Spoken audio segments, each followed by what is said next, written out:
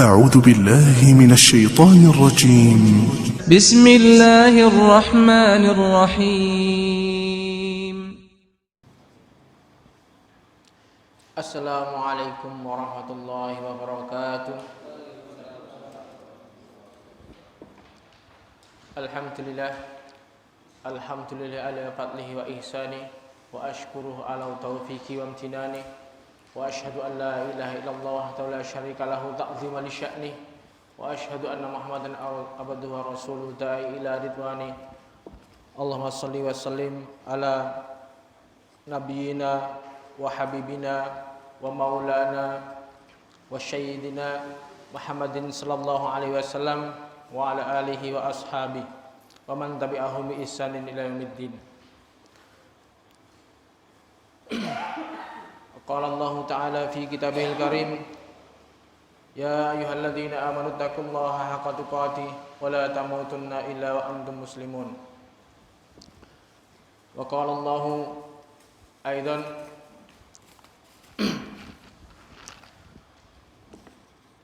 يا أيها الذين آمنوا اتقوا الله وقولوا قولا سديدا يصلح لكم أعمالكم ويغفر لكم ذنوبكم ومن يطع الله ورسوله فقد فاز فوزا عظيما. وأن أصدق الحديث كتاب الله وخير الهدي هدي محمد صلى الله عليه وسلم وشر الأمور محدثاتها وكل محدثة بدعة وكل بدعة ضلالة. Ma'asyiral muslimin, hafi rahimani wa rahimakumullah. Melanjutkan pertemuan-pertemuan sebelumnya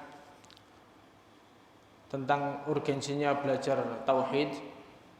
Jadi kita sudah sampai pada pertemuan ke-6 yang insya Allah nanti ini pertemuan tentang halaqah silsilah ilmiah ini, belajar tauhid yang terakhir, sesi terakhir.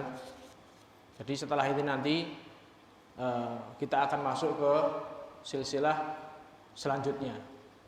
Jadi sekali lagi saya katakan, saya terangkan lagi bahwasanya urgensinya kita belajar tauhid karena ini adalah termasuk usul dakwahnya Rasul. Jadi metode pembelajaran dari Rasulullah Sallallahu Alaihi Wasallam ya, dengan yang awal meletakkan pondasinya itu dari tauhid dulu. Beliau mempunyai dua fase. Yang pertama itu fase Makkah, kemudian fase Madinah. Fase Makkah itu beliau setelah terutusnya beliau sampai 13 tahun beliau dakwahnya fokus masalah tauhid, masalah akidah. Baru nanti setelah beliau menjelang hijrah baru turun perintah sholat lewat Isra Mi'raj.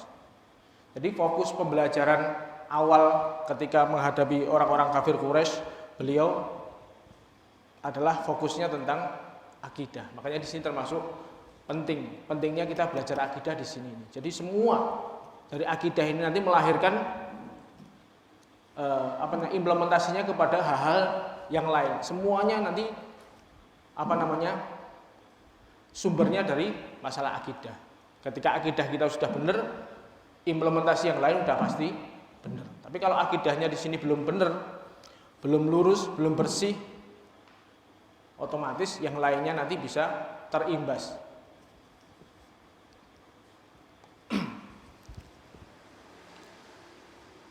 Setelah sebelumnya membahas tentang bagaimana syirik-syirik yang kebanyakan dilakukan oleh kaum muslimin tanpa sadar ya. Yang kemarin kita bahas tentang apa itu tatoyur, tentang itu nadar kepada selain Allah, tentang keyakinan-keyakinan yang mana mencederai tauhid kita. Pembahasan kita kali ini yaitu membahas tentang taat kepada ulama di dalam kebenaran. Jadi ini juga ada kaitannya dengan tauhid. Soalnya kalau kita nanti salah di dalam menerapkan ketaatan kepada ulama ini, nanti bisa jatuh kepada kesyirikan juga. Taat ulama dalam kebenaran. Ulama adalah orang-orang yang memiliki ilmu tentang Allah dan juga agamanya, yaitu ilmu yang membawa dirinya untuk bertakwa kepada Allah Subhanahu wa taala. Jadi kalau kita ngomong ulama, ini adalah mustalah syariah, istilah yang difahami secara syariat. Jadi bukan tidak bisa kita membuat definisi sendiri tentang ulama, nggak bisa. Jadi ulama itu adalah istilah yang difahami oleh syariat. Siapa ulama itu? Yaitu orang-orang yang memiliki ilmu, yang mengetahui tentang syariat agamanya Allah, dengan ilmu tersebut membawa mereka ke dalam ketaatan kepada Allah. Jadi enggak sekedar enggak semua orang bisa disebut ulama. Bukan ulama-ulama yang sekarang kita mungkin di era sekarang ini banyak orang-orang yang ditokohkan. Tidak semua itu bisa dikatakan ulama. Yang dikatakan ulama itu ya orang-orang yang mengajak kepada Allah, menyeru kepada jalan Allah, dan membuat dengan ilmunya itu menjadi dia takut kepada Allah. Innama yakhsyallaha min ibadihil ulama. Sungguhnya yang paling takut kepada Allah adalah para ulama. Jadi kita bisa lihat tindak tanduknya ulama itu ya dengan ilmunya itu bisa memberikan contoh kepada orang lain dan juga memberikan ilmu kepada orang lain. Bukan ulama-ulama yang ya kita tahu sendiri zaman sekarang mungkin ada yang ulama dinisbatkan sebagai seorang ulama tapi merasa sudah bisa keluar dari syariatnya Allah. Wah, dia levelnya sudah level makrifat sehingga saking dia qalbunya selalu nyambung kepada Allah sehingga dia nggak perlu sholat lagi, nggak perlu ibadah lagi. Jadi sehingga orang-orang yang seperti ini tidak bisa dikatakan ulama. Ulama ya orang-orang yang jelas paling bertakwa, orang yang selalu mengajak kepada ud'u ilallah, mengajak kepada Allah, bukan mengajak pada fanatisme golongan, bukan mengajak pada menjadi pengikutnya, bukan. Paham ya? Jadi para ulama adalah pewaris para nabi dan kedudukan mereka dalam agama Islam adalah sangat tinggi. Allah telah mengangkat derajat ulama dan merendahkan kita untuk taat kepada mereka selama mereka menyeru dan mengajak kepada kebenaran dan juga kebaikan. Jadi kedudukan ulama ini ya bisa dikatakan dalam Islam ini sebagai pewaris para nabi. Sekarang nabi tidak mewariskan harta, tidak mewariskan dinar, dirham, tidak, mewariskan ilmu. Siapa yang mewarisi? Ya para ulama. Jadi kalau kita ingin mengetahui tentang bagaimana agama Allah, bagaimana kita seharusnya menjalankan agama yang sudah sempurna sejak 14 abad yang lalu, yang Allah sudah turunkan ayat al-yauma akmaltu lakum dinakum wa atmamtu alaikum nikmati wa raditu lakum Islam madina. Hari ini 14 abad yang lalu atau 15 abad yang lalu Allah telah menyempurnakan agama dan meridhoi Islam sebagai agama kalian. Nah, kalau kita ingin beragama, bagaimana dengan agama yang sudah Allah turunkan? Ya kita belajar melalui para ulama-ulama itu. Makanya di dalam Rasulullah SAW bersabda, "Fadlil ulama 'alal 'abid ka fadlil qamar 'ala sa'iril kawakib." Keutamaan ulama dibandingkan ahli ibadah itu sebagaimana rembulan mengalahkan seluruh bintang. Jadi ulama itu kalau digambarkan ini berarti kan rembulan mengalahkan seluruh para bintang. Kenapa di sini Nabi tidak menggambarkan ulama itu seperti matahari? Kan matahari lebih terang daripada bulan kan? Salah satu hikmah yang disampaikan oleh Ibnu Qayyim al-Jauziyah yaitu karena ulama itu pewaris Nabi. Jadi ulama itu mengambil cahaya dari yang lain, mengambil cahaya dari matahari. Jadi ulama di sini hanya menyampaikan, mereka menyerap ilmu, mereka belajar tentang ilmu, kemudian mengajarkan sesuai apa yang dia pelajari. Itu ulama. Jadi ulama tidak punya kuasa, tidak punya hak untuk membuat syariat sendiri, tidak punya hak untuk membuat aturan-aturan sendiri, nggak punya. Jadi dia hanya menyampaikan apa yang disabdakan oleh Rasulullah SAW dengan beragama, dengan cara beragama yang sudah disampaikan oleh Rasulullah SAW. Mereka mengambilnya kemudian menyampaikan kepada manusia. Bukan orang-orang yang membuat syariat-syariat baru. Orang-orang yang mengajak kepada perbuatan-perbuatan bid'ah, itu bukan ulama.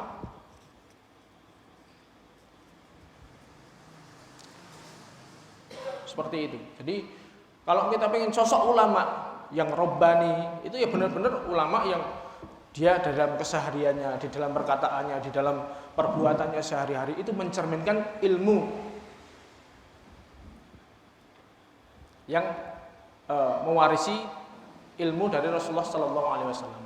Belajar tentang bagaimana cara beragamanya orang-orang yang sudah dijamin surga oleh Allah, yaitu para sahabat.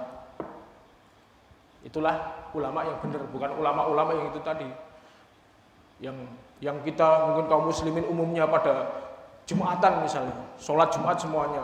Tahu-tahu orang yang dianggap ulama ini ngilang, dia menaik ke atas panggung misalnya. Terus pulang setelah Jumatan selesai dia turun bawa kurma itu. Saya tadi habis Jumatan dari Arab. Dari Arab, padahal jarak antara Indonesia dengan Arab itu jaraknya 4 jam. Kalau di sini Jumatan berarti di Arab masih jam 8 pagi gitu. Lah Jumatan karo sapa? Ya itu kayak gitu. Bagi orang awam mungkin banyak orang-orang yang tertipu dengan sosok-sosok yang mungkin dikultuskan misalnya. Wah, ulama ini bisa sakti, bisa terbang di atas daun, bisa seperti ini, bisa seperti ini. Dengan kesaktiannya itu bisa melabui orang-orang awam. Tapi kalau kita orang yang kita yang sudah belajar tauhid dengan sungguh-sungguh, kita bisa membedakan mana yang ulama bisa dijadikan contoh, mana yang bukan ulama. Ulama yang mengaku bisa mengetahui hal-hal yang gaib itu bukan ulama, itu dukun. Paham ya? Allah Subhanahu wa taala berfirman, "Ya ayyuhalladzina amanu atiiullaha wa atiiur rasul wa ulil amri minkum." Wahai orang-orang yang beriman, taatlah kepada Allah dan taatlah kepada Rasul dan ulil amri kalian. Surat An-Nisa ayat 59. Ulil amri di sini itu mencakup ulama dan juga umar, pemerintah. Di dalam tafsirnya kan gitu. Ulil amri, definisi ulil amri itu adalah orang yang mengatur perkara kaum muslimin. Di situ ada yang di situ mengatur muamalahnya, kesehariannya itu, yaitu pemerintah yang sah. Adapun yang mengarahkan ilmu yaitu para ulama. Di ulama di sini Allah memerintahkan untuk taat kepada ulama, taat. Tapi di sini kita lihat ayatnya. Atiullah wa atiur rasul. Jadi jelas taat Allah Rasul berarti kan ada lafaz atiullah wa atiur rasul itu taat Allah Rasul mutlak, tidak bisa tidak bisa dipilih-pilih. Tidak bisa saya suka yang ini, enggak suka yang ini, enggak bisa. Mutlak Allah Rasul. Tapi taat ulama coba. Wa ulil amri wa di sini cuman ngatof. Berarti taat di sini ada batasnya kepada ulil amr. Menghormati para ulama bukan berarti mentaati mereka dalam segala hal sampai pada kemaksiatan sekalipun. Ulama itu seperti halnya manusia yang lain. Ijtihad mereka terkadang salah, terkadang benar. Kalau benar mereka mendapatkan 2 pahala, kalau salah mereka mendapatkan 1 pahala. Ini yang jadi kalau kita menghormati ulama, ya kita tetap selama mereka masih di atas kebenaran, kita harus taat kepada mereka, mengikuti petunjuk-petunjuk mereka. Seperti yang kita tahu kalau ya kita tahu ulama-ulama ya, seperti halnya para ulama madhab gitu. Itu kan yang memberikan kita metode pengajaran yang ada untuk memudahkan kaum muslimin. Kan kita tahu bahwasanya ada yang menggunakan metode belajarnya Imam Abu Hanifah, madhab Hanafi. Ada juga Imam Malik bin Anas, Imam Malik, madhab Maliki. Metode belajar, jadi metode memahami agama dengan menggunakan metode mereka. Mereka adalah ulama-ulama yang diakui oleh kaum muslimin seluruh dunia ini. Ada juga cara beragama, cara menggunakan metodenya Imam Asy-Syafi'i, madhab Syafi'i misalnya. Juga ada menggunakan madhab Hambali. Ini mereka semua mempunyai metode-metode yang semuanya berdasarkan Al-Quran dan Sunnah. Tapi karena keterbatasan mereka menggunakan ijtihad mereka, sehingga kadang-kadang beda antara madhab Syafi'i, madhab Hambali madhab Maliki, madhab Hanafi ini kadang-kadang prakteknya ada yang perbedaan. Mungkin yang paling kita sering kita lihat di Indonesia misalnya. Indonesia ini kan pakai menggunakan madhab Syafi'i. Kebanyakan madhab Syafi'i. Kalau di Arab itu menggunakan madhab resminya menggunakan madhab Hambali. Ada beberapa perbedaan misalnya di dalam kunut subuh misalnya. Kunut subuh itu menurut madhab Syafi'i sunnah. Itu sunnah berdasarkan dalil, ada dalilnya memang. Ya intinya Nabi tidak meninggalkan sholat subuh hatta faraqat dunya, sampai Nabi wafat. Jadi selalu menggunakan selalu kunut subuh sampai Nabi wafat. Itu ada dalilnya memang. Tapi di sini ada beberapa perbedaan pendapat ulama misalnya. Menurut Imam Hanafi hadis ini dhaif, tidak menggunakan hadis ini. Beliau menggunakan misalnya kunut subuh hanya kunut nazilah sebatas itu. Berarti madhab Hanafi menganggap kunut subuh ini bid'ah. Kemudian madhab Maliki sunnah juga. Madhab Hambali ini mensifati kunut subuh tidak disyariatkan tapi tidak disifati dengan bid'ah. Ini ya kita lapang dari sini. Kalau kita belajar semuanya, kita mensikapi nggak perlu gontok-gontokan sebenarnya. Nggak perlu kenceng-kencengan. Imamnya kunut ya wes melu kunut. Imamnya misalnya saya termasuk orang yang menggunakan madhab Hambali. Saya tidak meyakini disyariatkan kunut subuh misalnya. Tapi kalau imamnya subuh ya ikut aja. Kalau saya jadi imam ya saya nggak kunut gitu aja. Enak tuh kalau gitu. Nggak perlu bentrok sakjane itu. Itulah ijtihad ulama. Ada yang salah, ada yang benar. Apabila jelas kebenaran bagi seorang muslim dan jelas bahwasanya seorang ulama menyelisihi kebenaran tersebut dalam sebuah permasalahan, maka tidak boleh seorang mentaati ulama tersebut kemudian dia meninggalkan kebenaran. Nah, ini masalahnya kalau misalnya dia tahu yang benar ini ulama ini jelas salah misalnya, ya kita nggak boleh taat kepada dia meskipun dia ulama. Ada garisnya seperti itu. Rasulullah SAW bersabda, tidak ada ketaatan dalam kemaksiatan kepada Allah, sungguhnya ketaatan hanya dalam kebenaran. Jadi taat itu hanya dalam kebenaran yang kita yakini. Ya kita harus mencari kebenaran. Apabila seorang mentaati ulama dalam kemaksiatan kepada Allah, maka dia telah menjadikan ulama tersebut sebagai pembuat syariat dan bukan penyampai syariat. Ini seperti yang dilakukan oleh orang-orang Yahudi dan Nasrani, sebagaimana disebutkan oleh Allah dalam firman-Nya, ittakhadhu ahbarahum wa ruhbanahum arbaba min dunillah. Mereka yaitu orang-orang Yahudi dan Nasrani menjadikan ulama dan ahli ibadah mereka sebagai sesembahan selain Allah. Ketika menjelaskan ayat ini Rasulullah SAW bersabda, ketahuilah bahwa mereka bukan beribadah kepada ulama dan ahli ibadah tersebut, akan tetapi mereka apabila menghalalkan apa yang Allah haramkan, maka mereka pun ikut menghalalkan. Dan apabila ulama dan ahli ibadah tersebut mengharamkan apa yang Allah halalkan, maka mereka pun ikut mengharamkannya. Hadis ini hadis hasan diriwayatkan oleh At-Tirmidzi. Jadi orang-orang Yahudi, Nasrani itu menjadikan rahib-rahib mereka sebagai sesembahan selain Allah. Itu kan maksudnya. Ittakhadhu ahbarahum wa ruhbanahum arbaban min dunillah. Jadi dulu pernah Salman Al-Farisi kan beliau sebelum Islam kan Nasrani. Dia protes, Nabi, yang saya tahu orang-orang Nasrani itu tidak menyembah, tidak sujud rukuk kepada pendeta-pendeta, enggak. Mereka enggak nyembah kepada pendeta-pendeta itu, bukan. Makanya Nabi ngomong, bukankah ketika ulama itu mengharamkan apa yang dihalalkan oleh Allah, kalian ikut mengikuti ulama ini kan, mengikuti pendeta ini? Iya. Bukankah ketika ulama ini menghalalkan apa yang diharamkan oleh Allah, kalian ikut menghalalkannya? Iya. Watilka ibadatuhum. Itulah bentuk penyembahan mereka kepada ulama tersebut. Jadi ketika sudah tahu hukum menghalalkan yang haram atau mengharamkan yang halal, kok diikuti, berarti dia menyembah kepada ulama itu. Menyembah itu maksudnya ya dia syirik di dalam ketaatan. Padahal taat itu hanya diberikan kepada Allah. Taat yang dalam artian seperti ini. Ketika dia mengetahui kebenaran, menyelesaikan ketaatannya ini menyelesaikan kebenaran kok memilih ikut kepada taat kepada orang, itu berarti dia menyekutukan kepada Allah. Disinilah pentingnya kita belajar tentang akidah. Jadi tidak semua ulama itu diikuti 100%. Jangan kita taklid buta. Enggak boleh, wah, Mbah Kumbien ini, oh, ajarannya pendahulu-pendahulu kita gitu, enggak usah aneh-aneh ya. Padahal kita tahu kebenaran, kita belajar tentang tauhid, itu bertentangan dan tauhid kok masih diikuti. Itu enggak boleh kayak gitu.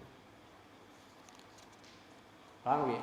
Jadi disinilah urgensinya kita belajar tauhid. Bahkan kepada ulama yang seharusnya kita ikuti. Seandainya kita tahu telah jelas di depan kita, ini ulama ini menyelisihi kebenaran, ya kita jangan mengikuti. Apalagi kepada hal-hal yang lain. Ajaran nenek moyang, budaya, adat, itu lebih harus kita tinggalkan lagi. Wah, adatnya ini gitu. Apa meneh? Harus misalnya kalau mau bangun misalnya proyek, mau merobohkan pohon besar, wah ini harus kirim sesajen misalnya. Lah kok diikuti? Ini nggak boleh. Apalagi, wong pada ulama yang jelas-jelas dia menjadi kebenaran aja nggak boleh, apalagi kepada hal-hal yang jelas itu syirik. Harus lebih jauh, harus lebih dijauhi lagi. Kemudian yang kedua, menyadarkan nikmat kepada Allah. Termasuk keyakinan yang harus diyakini dan diingat oleh setiap muslim bahwa kenikmatan dengan segala jenisnya adalah dari Allah. Wa ma bikum min nikmatin faminallah. Kenikmatan apa saja yang kalian dapatkan itu asalnya dari Allah. Adalah termasuk syirik kecil apabila seorang mendapatkan sebuah kenikmatan dari Allah kemudian menyadarkan kenikmatan tersebut kepada selain Allah. Misalnya seperti ucapan, misalnya kita naik pesawat terus mendapatkan guncangan-guncangan karena hujan lebat dan petir misalnya. Alhamdulillah bisa landing dengan selamat. Terus ngomong, kalau pilotnya tadi nggak mahir, kita udah celaka. Yang menyadarkan nikmat kepada selain Allah. Terus dia memelihara angsa di rumahnya supaya bisa menjadi, kalau ada orang yang mau berniat jelek kepada rumahnya, angsa ini bisa memberitahukan dengan kayak alarm gitu kan. Bisa mengusir atau mungkin dengan suaranya bisa memberitahu tuan rumah. Sehingga ketika barang-barangnya aman dia ngomong gitu. Kalau enggak ada angsa, niscaya uang kita sudah dicuri.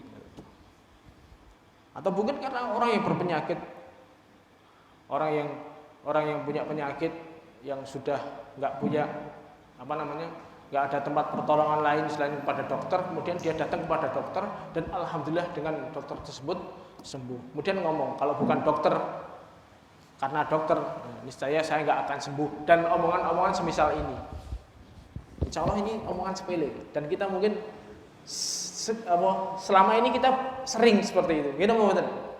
Nah, makanya di sini kita harus, setelah kita tahu ilmunya, kita tinggalkan omongan-omongannya seperti ini, karena bisa berarti ini termasuk menyadarkan kenikmatan kepada sebab. Misalnya apalagi menyadarkan sebab kepada dirinya sendiri misalnya. Mau ada tikungan mungkin dia hampir nabrak terus karena dia udah pengalaman sehingga bisa terhindar dari kecelakaan misalnya. Mau aku pengalaman nyopir mati kabeh misalnya gitu. Seperti omongan seperti itu sama aja gitu. Jadi Allah berfirman, ya'rifuna nikmatallah tsumma yunkirunaha. Mereka mengenal nikmat Allah tapi kemudian mereka mengingkarinya. Jadi mengingkarinya bukan berarti ya karena tidak menyadarkan nikmat itu pada Allah. Makanya Allah mensifati orang-orang seperti ini di dalam Al-Qur'an itu kan wa in ta'udu nikmatallahi la tusuha. Innal insan la dzalumun kafar. Sungguhnya manusia itu zalim dan juga kufur. Kufur termasuk ini, kufur nikmat. Nikmat sudah dikasih nikmat oleh Allah, dia menyandarkan kepada sebab bukan kepada Allah. Seharusnya kenikmatan tersebut disandarkan kepada Allah, zat yang menciptakan sebab tersebut. Yang seharusnya dikatakan adalah, wah, kalau bukan karena Allah niscaya kita sudah celaka. Kalau bukan karena Allah niscaya uang kita sudah hilang. Kalau bukan karena Allah niscaya saya nggak akan sembuh dan sebagainya. Perkataan seperti ini yang seharusnya terucap dari mulut kita, menyadarkan nikmat pada Allah. Adapun orang itu hanya sebagai sebab. Yang demikian karena Allah lah yang memberikan nikmat keselamatan, nikmat keamanan dan juga nikmat kesembuhan. Itu semuanya dari Allah. Semua nikmat yang Allah berikan kepada kita itu semuanya dari Allah. Sedangkan makhluk hanya sebagai alat sampainya nikmat tersebut kepada kita. Gitu. Pilot yang mahir itu tadi hanya sebab yang menjadikan kita selamat. Adapun yang membuat kita selamat siapa? Allah. Begitu juga yang lainnya. Kalau Allah menghendaki, niscaya Allah tidak akan menggerakkan makhluk-makhluk tersebut untuk menolong kita. Sama. Jadi dia selamat, dia hartanya aman, seperti itu karena Allah menghendaki. Sehingga mereka sebab-sebab itu tadi yang menolong kita. Ini semua bukan berarti seorang muslim tidak boleh berterima kasih kepada orang lain, bukan. Seorang muslim diperintahkan untuk mengucapkan syukur dan terima kasih kepada orang yang berbuat baik kepadanya, karena mereka telah menjadi sebab kenikmatan tersebut.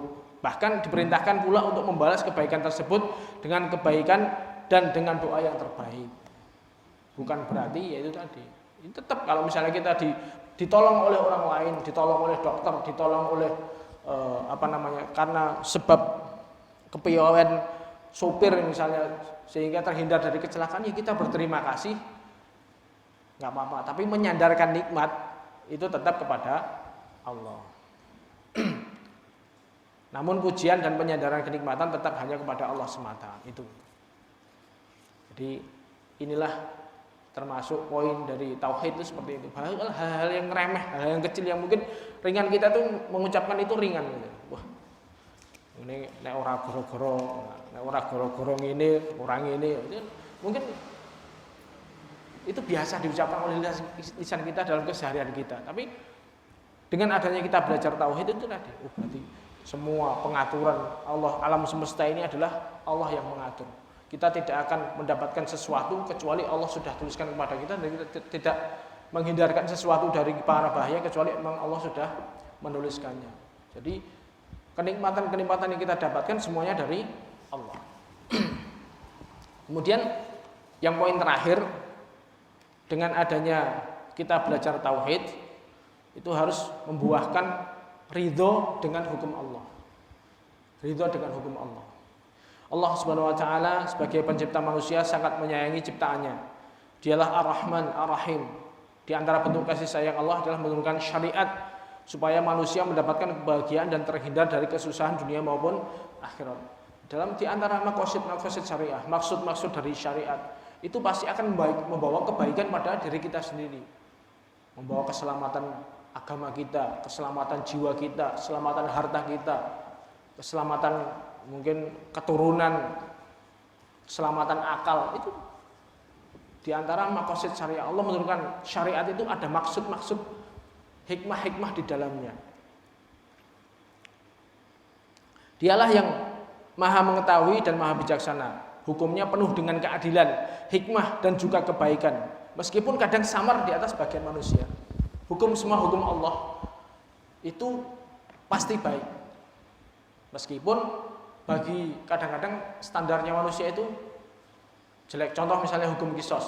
Hukum kisos itu orang yang membunuh dibalas dengan dibunuh. Ya, ketika mengeksekusi pembunuhan itu ya bagi manusia wah kejam. Orang yang membunuh ganti dibunuh. Itu kan mungkin kalau di Indonesia hukum yang berlaku ya membunuh ya paling penjara gitu kan. Oh ya penjara metu ya mau membunuh lagi. Tapi kalau hukum Allah enggak, membunuh dengan sengaja dibunuh, atau ya tidak sengaja ada diatnya, ada dendanya. Kalau ahli warisnya ridho. Itu bagi sebagian orang hayatu ya ulil albab. Bagi kalian kisos adalah sebuah kehidupan. Karena dengan adanya orang yang membunuh nanti diganti dibunuh, orang menjadi takut untuk membunuh orang lain. Sehingga dengan adanya hukum seperti itu, kehidupan bisa, keselamatan manusia bisa terjaga. Coba kita lihat sekarang yang terjadi di tanah air kita, Masya Allah. Pembunuhan itu sangat kayak hampir tiap hari kalau kita mantengin berita itu ada berita pembunuhan. Kan sanksinya ya cuma itu dong. Masuk penjara, kadang lolos, kadang bisa bermain di atas hukum sehingga bisa menghindari hukum. Kalau diterapkan seperti hukumnya Allah, maka orang akan takut membunuh orang lain. Misalnya orang yang berzina diranjam, orang yang sudah menikah kemudian berzina, itu kan ditanam separuh badan, dilempari batu sampai mati. Itu hukum Allah. Itu bagi sebagian orang kan, kejam banget. Padahal dengan adanya seperti itu, Allah menyelamatkan nasab. Jadi garis nasabnya itu jelas dengan menghindari perzinaan. Karena dengan adanya maraknya perzinaan yang ada sekarang ini, berapa banyak anak yang terlahir tanpa bapak, berapa banyak anak yang pasangan tanpa menikah melahirkan anaknya, sehingga nasabnya nggak jelas. Seperti itu, dia buruk seperti itu. Nah, dengan adanya hukum Allah ini kebaikan, hikmahnya banyak. Oleh karena itu menjadi keharusan bagi seorang muslim dan muslimat untuk ridho dengan hukum Allah, yakin bahwasanya semua kebaikan di dalam hukum Allah. Entah itu di dalam masalah akidah, masalah akhlak, adab, muamalah, ekonomi, kenegaraan dan lain-lainnya, itu semuanya baik. Di dalam masalah akidah, masalah akhlak, adab itu, hubungan manusia, itu semuanya hukum-hukum Allah membawa kebaikan. Mengesahkan Allah Subhanahu wa taala di dalam hukum-hukumnya adalah termasuk konsekuensi dari tauhid. Bila mengetahui tauhid berarti kita semua ridho dengan terhadap semua hukum-hukum Allah. Bahkan yaitu tadi ulama membuat kaidah kalau sampai dia meyakini ada hukum selain Allah itu lebih baik daripada hukumnya Allah, maka dia hukumnya kafir. Enggak main-main itu. Allah Subhanahu wa taala berfirman, "Wa ma kana lil mu'minin wala mu'minatin idza qadallahu wa rasuluhu amran ay yakuna lahum khiyarah min amrihim wa may ya'sillaha wa rasulahu faqad dhalla dhalalan mubina." Dan tidaklah pantas bagi seorang laki-laki mukmin dan wanita yang mukminah apabila Allah dan Rasulnya telah menetapkan suatu ketetapan dan ada bagi mereka pilihan yang lain di dalam urusan mereka. Sudah ditetapkan ketetapan, enggak ada pilihan, udah ikut sami'na wa ata'na. Pilihannya cuma itu. Dan barang siapa yang mendurkai Allah dan Rasulnya, maka sungguh dia telah sesat dengan kesesatan yang nyata. Termasuk ridho dengan misalnya menganggap ada hukum Allah, hukum selain hukum Allah Rasul itu lebih baik daripada hukum Allah Rasul. Itu hukumnya sudah kafir. Ya, bagaimana orang-orang sekarang menyuarakan, syariat ini sudah enggak relevan. Al-Quran ini kalau diterapkan zaman sekarang itu sudah enggak cocok, sehingga perlu dibuat hukum baru. Jelas pernyataan-pernyataan yang seperti ini adalah pernyataan-pernyataan yang sesat. Saudaraku, alhamdulillah dengan izin Allah Subhanahu wa taala dan karunia-Nya sampailah kita pada bagian yang terakhir dari silsilah yang pertama ini, yaitu silsilah belajar tauhid. Dengan belajarnya silsilah tauhid ini bukan berarti kita sudah merasa cukup. Berarti kita sudah cukup memahami ilmu tauhid. Jadi secara ringkas ya. Jadi secara ringkas kita sudah memahami secara ilmu tauhid ini. Apa yang disampaikan dalam silsilah satu ini baru sebagian kecil dari ilmu tauhid itu sendiri. Ini baru yang sudah kita sampaikan ada 25 sub pembahasan, ini baru masalah baru kecil. Ringkas. Jadi belajar tauhid dan mengamalkannya tidak akan berhenti sampai ajal menjemput kita. Ikutilah majelis-majelis ilmu yang membahas tentang tauhid. Bacalah buku-buku yang berkaitan dengan tauhid yang telah ditulis oleh para ulama yang terpercaya. Jadi ada pembahasan, kalau mau yang rinci nanti ada pembahasannya tentang dukun sendiri, tentang tatoyur itu dibahas lengkap, dalil-dalilnya ada. Kalau mau yang lebih terperinci, yang lebih komplit.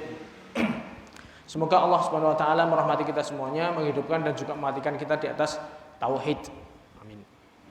Dan nanti pertemuan berikutnya kita akan membahas tentang 3 pertanyaan kubur. Jadi semua manusia itu nanti begitu masuk kuburan langsung akan mendapatkan 3 pertanyaan. Ini yang kita bahas dulu. Apa agamamu? Siapa Rabbmu?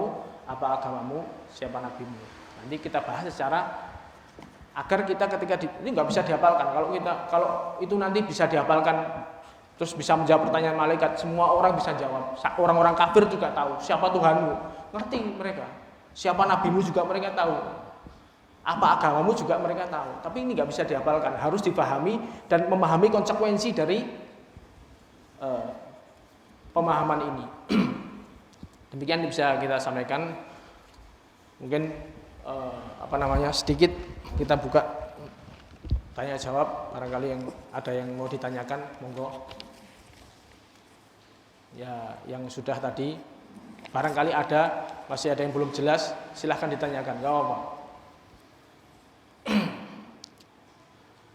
Mungkin sedikit saya nanggapi yang pernah disampaikan oleh Pak Budi waktu itu tentang pembahasan tentang fikih. Mungkin kita konsentrasi saat ini kita tentang meletakkan tentang akidah dulu, guys. Jadi urutannya tertibnya seperti itu. Nanti suatu saat nanti kita bahas masalah fikih. Tapi kalau misalnya di sela-sela ini kita bahas masalah fikih juga nggak ada masalah. Cuman untuk materi yang awal yang pokok kita sampaikan ini masalah akidah dulu. Monggo kalau ada.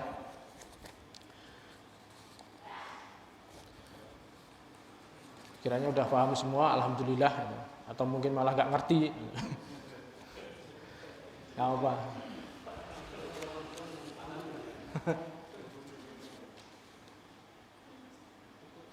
Oh iya. Demikian dari saya. Semuanya dari Allah. Apabila ada kesalahan kesalahan saya mohon maaf yang sebesar-besarnya. Subhanakallah bihamdika asyhadu an la ilaha illa anta astaghfiruka wa atubu ilaik. Assalamualaikum warahmatullahi wabarakatuh.